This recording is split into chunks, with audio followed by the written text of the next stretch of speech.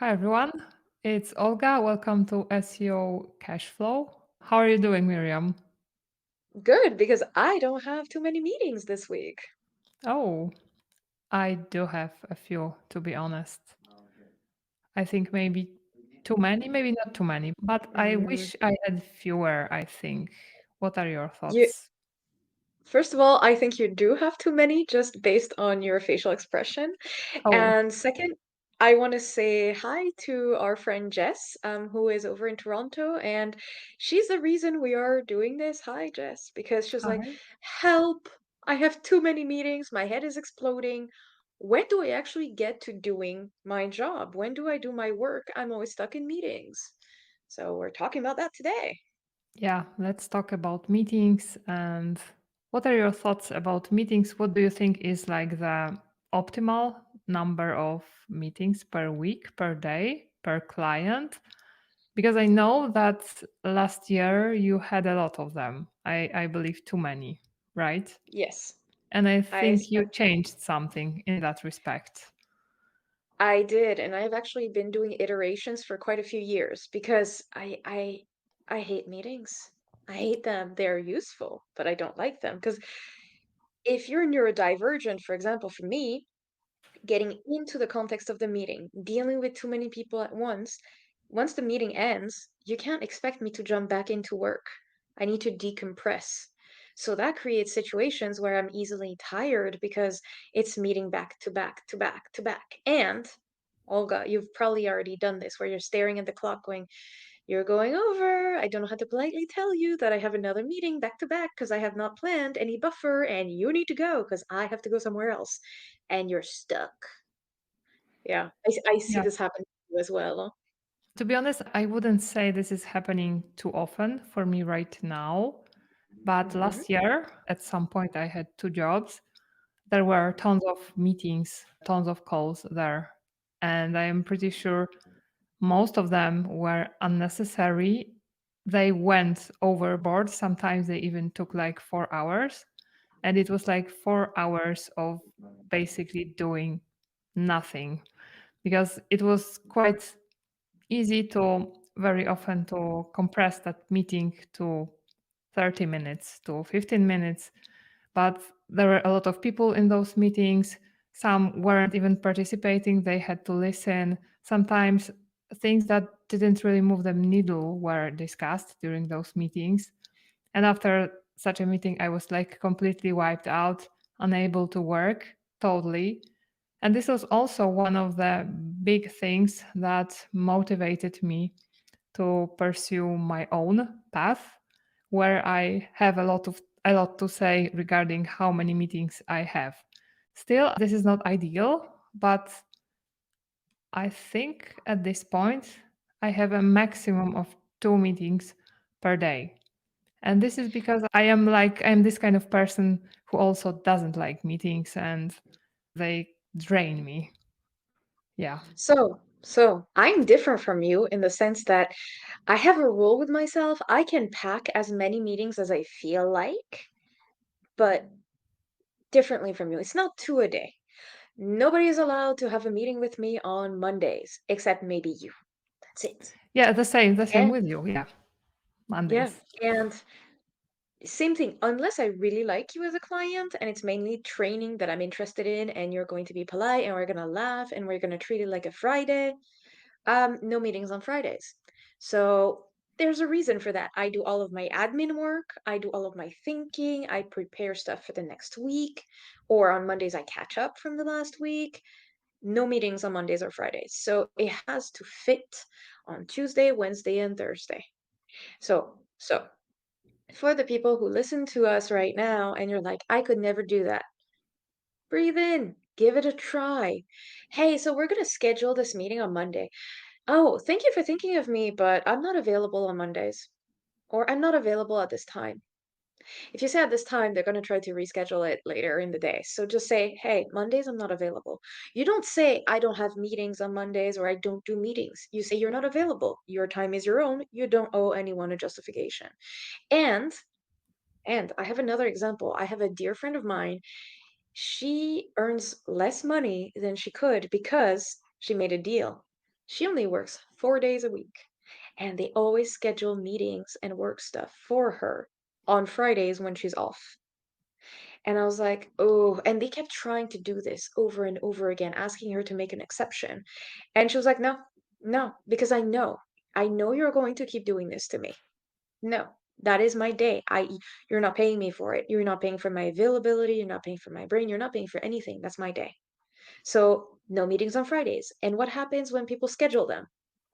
She lets them have the meetings without her. She designates someone to take the notes, and she's like, "This is it." Yeah, that's perfect, I would say. And if your clients, for example, have the link to your calendar and they basically, when they want to talk to you, they click on the calendar link, you can simply make it impossible to book a certain day, which is also what I did. And the same with Yes. some hours. I know that during certain hours I have workouts. I don't want anyone to book a meeting during those hours. So Mhm. this is quite an easy fix. Just schedule your availability in your calendar app the way that suits you. Calendly, make sure that you just check off those days, and that's it. And you're good. You don't have to justify anything. But there's another trick, one that I realized many people don't do, but it's twofold. It actually does two things. In Google Calendar, for example, you can, well, in Google Calendar, TidyCal, Calendly, any calendar application really, like whether it's for booking or your own agenda, you can automatically schedule your meetings to have buffers. So this means that in Calendly, for example, you can make it so that people are not able to book a meeting with you right after another meeting. You can Yeah. have like a 10 to 15 minutes cutoff. So that's great because ideally, you also get people trained and you're like, I'm gonna have to go because the meeting was up to 10:50. Bye. So you need that buffer because you explain, I have to prepare for another meeting. Yeah. AKA, just like I bring you value as an expert, I have to get my stuff ready for the next meeting. And this is inching you closer to glory. What do I mean? I don't do 60-minute meetings most of the time. If I do go over, it's because I feel like it, but otherwise, I tend to offer automatically. So in my calendar, the way it's set up is if I invite anyone for a meeting, it is automatically half an hour, never an hour. So Mm. you don't have to be as drastic as me. You can usually say 45 minutes. I've even tried 15 minutes. So some clients, like you said, they kind of like talk a lot. 15 minutes, get it done. The end. You don't have more time because I don't trust you. And like you said, 4 hours for half an hour meeting. Schedule it for half an hour. People will adapt and people will stop fluffing around because they know you only have half an hour. The end. Yeah, but that was like on the agency side when I couldn't really influence the length of the call. Now, when I can with my own clients, I rarely go above 1 hour, to be honest. They also don't have Oh, time to just talk. I am quite concrete mm, with what I have to you, communicate. no, no, no, let me stop you right there. Okay. I'm very matter of fact. I've been told I'm way too direct for a French person. And Mhm. I'm a digital nomad, so people want to see pictures of the beach that is right next to my house currently, or they want to talk Oh, about my next destination, or they want to say hi to my puppy. Like, people really care about me as a human, and it's really nice, but that's not how it works. We have work to do. Like, this doesn't work. We can talk about the puppy if someone else is late, for example, sure, but otherwise, no. So people will always fill that time because you're forgetting something, Olga. Some people that you deal with, they don't have meetings. You're their Disneyland. Like, I've worked with some people that basically this enables them to say they're busy. This makes them feel important. And they're not like mhm. us. They don't have the same, yeah. So you really do have to be matter of fact and act like, hey, I'm a doctor. I don't have time. Like, this is a domino effect. If you make me late, everyone else is late. So, no. And if you don't put yourself in other people's shoes, you don't understand why they keep making these 4 hour, like cinematic meetings. Because you're like, why? Well, there's a reason. This is their fun time. So it's really, yeah, I know you didn't realize this, but I used to work client side. And when we went to visit the agency, So many of the people in my team were like, "It's agency day. We're not doing anything. Woo!" For real. Yeah, I this would happened. say, yeah, if you get paid for hours, like strictly for hours, not for the work you do, very often I think there Mhm. will be the tendency to have longer meetings that don't really make sense and don't really move the needle. If you get paid for what you actually do, of course, it is not that simple. Then probably the meetings will be just about what you're supposed to do. Because this really changed for me when I started to only have meetings with my own clients or meetings with people who I interview for the podcast. And this isn't happening. Maybe I am just lucky with the clients I Yes, have. Am I? yes. Okay. There Okay. are some meetings, I'm not gonna lie, I also work with some agencies either to set up some training or to actually do collaborations for work.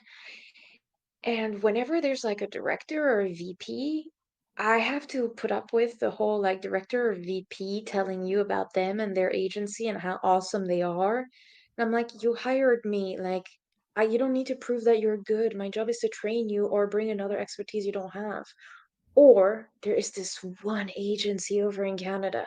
They have had so many workers that they're known to be best of breed. Like they're really hot stuff. And whenever I have one person in a training group that is from that agency, they feel the need to tell me they're from that agency.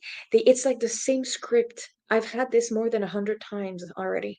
And Uh-huh. it's always the same script. Back when I used to do this at this agency, this is how we did it. Oh, it's really smart. I didn't know this part, but I kind of did know it because we did do it a bit. And then I asked like one question to make sure they know. But they don't. They just want to feel smart, prove that they're superior. And I'm like, leave your ego at the door. I'm here to train you. I'm on your side. I think you're awesome. This is going to be fine. But no, they really need to express this. And these are human traits that will come out in meetings. Like there's different flavors. And that's why it's important to talk about it and go, figure what you're in it for. Sometimes you can like turn off your brain and let people talk because you know they don't want you to pay attention really. They just want you to go, ooh, ah, great. So coast a bit when it comes to that. Like I had Hmm. one for an hour. The dude spoke about himself for 38 minutes. I timed it. Yeah, I timed it. I let him go. I let him go. He was happy. So you need to figure out what is the point of the meeting. And for me, I have two things. If you make an appointment with me without a clear agenda, I am a savage. I will cancel it and ask you to fill it in after. I'm like, try again. Not like fill it in and you send me an email saying, oh yeah, I'll do it later. No, it's canceled. It doesn't exist in my calendar right now if it doesn't have an agenda. The next thing is not all meetings are equal. Figure out what the priority is. Okay. And I can go on about this, but I have to ask you, how do you prioritize your meetings for the week? Because there's always people who want to come in last minute. Hmm.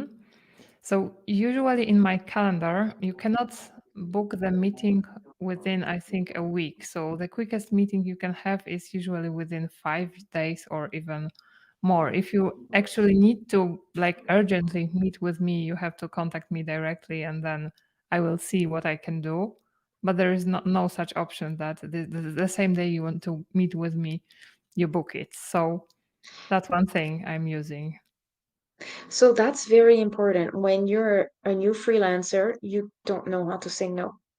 And you will have a lot of people who try to do walk-ins and you accommodate them because it's always an emergency, right, Olga? Whenever you get that email and they want it for the same day, it's always an emergency. Yeah, stick to your guns and say, I'm really sorry, I'm not available today. I have a window of booking of a week. Or when you have that client that's like, that time doesn't work for us anymore. We need to reschedule. How about tomorrow at 8 a.m.? And you're like, I hate you. No. So you need to get comfortable going, oh, that's really unfortunate. I understand these things happen. And then you're like, however, I'm only available next week at this time or the week after. So for me, if I have a client that is a repeat offender and 3 times in a row they cancel like this for the week, Watch me tell them they can wait 2 weeks, 3 weeks, because they don't value my time. I value my time. Bah. And they do. And they're upset about it. They try to cut in line and then they learn. Weird, huh? So I think it's really important to specify this that for me, for example, if you want to book a meeting the same week, just like you, it doesn't work. My time is already planned. And I'm not the most organized person in the world either. It's just, it's that much work. We're that much in demand. The end. And to be honest, for me, I prefer having days without calls at all because I'm never able to work that efficiently if I know there is a call waiting for me in a couple of Mhm. hours. It's always like this. So, It's it's an ADHD thing for me. It's a common trait where uh-huh. if you have that one meeting at like 1 p.m., your entire morning's fucked. Oh, You can't do anything. Yeah, it's a thing. I'm serious.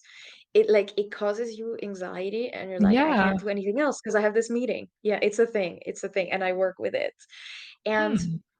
Good to another know. element, I, th- I'm not saying you're ADHD. I'm just saying that, like it is one of those traits that most people don't realize. I wish I wasn't anxious, but it does this to my brain. My brain does this to me actually. So I Yeah. work with it. And How do you there's work this, with it? How do you deal with it? Any so tips for me? I do, but you're gonna have to wait until Brighton. I'm doing a talk about Oh, ADHD yeah, and SEO. you're right. Okay, okay, But I will no, wait. but it's genuinely a thing where I know that I don't schedule just a one-off meeting. Nobody's allowed to mess up my Mondays or Fridays. Like it doesn't work that way. So that's important. I keep some time where I can focus and do stuff without having to worry. So that's important for me. Another element is if I'm gonna have that one meeting that is like late in the afternoon. No, get it done fast. I'm not saying first thing in the morning, if you're creative, first thing in the morning, don't schedule meetings. Like, just don't. Because you need to figure out when your creative time is, when you get in the flow, in the zone. Don't schedule meetings during then. You're not going to be efficient otherwise, and you're wasting your time on meetings where your brain power is not as necessary. So Exactly. consider that. Mhm. And for me, the magic hour, usually it's early in the morning and late at night. When I say late at night, Oh, like I get into the groove around 10 o'clock at night until oh, midnight, 1 a.m. Yeah. okay. And I figured out why. Nobody writes me emails. Nobody Hmm. asks me for But in the stuff. US, like around that time of my time, usually this is when the US is still asleep, so they keep writing emails during those hours. So I have another thing. I use Mailman. So Mailman is this, and this is not for meetings, but Mailman is this thing that will receive like a concierge all my emails, and it will let them go the next morning. So I Oh, don't see them in my inbox. So I don't have to fight my addiction to answering emails. that's It great. comes in at a bad time I because I know myself. so you whenever you receive an email, you feel urged to answer it, right? Of course. And Because here's the thing, Olga. If I don't like the email and it stresses me, I let it get to the pile and I'm focused on the new stuff that gets on top. Yeah. mhm. No. And with me, it's a bit different. I always have all the notifications blocked practically all the time. Even on my phone, I'm always in the do not disturb mode. So it is practically impossible to call me unless you are my husband, who is in this white list. And I keep ignoring those notifications. And then when I actually sit down and read emails, there is always a lot of them. And I get a little bit anxious that there are so many of them, but I couldn't just read emails and work, read, answer, and work. So I usually need 2 days to go through email and answer. And I sometimes it even takes me a week to answer some people. I'm not talking about clients because with clients it's usually I'm answering them the same day. But with Not others me. it's yeah. Not me. Nope, it can wait. I have a minimum waiting time, even if I answer the email, you're not getting it the same day. I will schedule it for the next morning because I do not want to train you to think I will answer all of the questions that you have right off the bat because you will keep sending me new questions. Hmm, I learned that. So I'm very, very specific about this. Like, unless it's an emergency and my clients know they have to write emergency in the object, plus what they need. It's not, because this used to be a problem for me. And this brings a cycle thing, huh? You're like, okay, so remember the client where I was like, you're 60% of my inbox, but not 60% of my take home pay, huh? You often go, this could have been a 10-minute meeting, but instead you chose 15 emails. And then once you do get to the meeting, you're like, oh, this could have been an email. And it's always the same thing. You're like, I wish whenever you're in a meeting, you're like, I wish this was an email. And when you're in your inbox, you're like, I wish this was a meeting because this would have been faster. So there's this tension of you can't ever win. It's just over communication. It's really intense. So you have to also make decisions how to prioritize your meetings, but figure out, hey, is this even the right client for me? If they need this much intense hand holding, do I specialize in this? Do I ask for a bigger retainer? What do we do? Okay, that's important to really develop solid boundaries. Like there's some people, if you send me an email at 2 a.m. super stressed, you're not my client unless you're doing a relaunch and like they didn't give you the choice and you're already paying me to be on call. You're not my client. And I can't deal with this stress. I also have certain clients who there's only one that remains today because we actually have a good relationship. It's been a few years, but they pass off the stress to you. Yeah. So they want to have that meeting because they're really stressed and they've already flooded your inbox and you're not answering. So of course they need a meeting. You have to be careful and prioritize things. So back when I was a director, I had meetings. I had all the meetings, every single one of them. They were mine. And I would come into the door and go, hello, everyone. What is the topic today? And they're like this. I'm like, is this a courtesy invitation or am I vital? And then they're like, we just want to make sure that we don't forget anything. I'm like, courtesy. And I would look to the person on my left. I'm like, make some notes for me. Whenever they mention my name or whenever there's a question going, maybe Myriam knows. You note it and you'll recap it for me later. See ya. And I would walk out. That's it. And I had people looking at me going, that's an option? I'm like, yeah, that is an option. That absolutely is an option. So, like I said, agenda, prioritize, figure out, am I a courtesy add-on just to look good because people want to make sure they cover all the bases? Or am I key to this thing? The end. Mhm. What about Loom, for example? Sometimes you can just Loom a client and you're done with the meeting. Do you use Loom?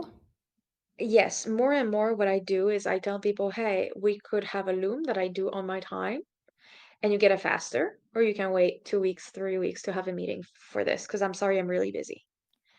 And people will usually choose the Loom. My problem is that people send me Looms because they Mhm. don't want to pay for my time. They don't want to pay for the meeting. And they like, oh, but you can check it in 5 minutes. And it's like, yeah, but you're going, you're not concise in your Loom. So one of the things that I do now is some clients I know 1.5 speed. Otherwise, I'm not getting through it. So Yeah. Loom is amazing. It's absolutely amazing. However, once again, I'm going to remind everyone, sometimes you're trading one problem for another. Emails, meetings, Looms, whatever else. Okay? So your time is your own. You have to figure out how it's happening.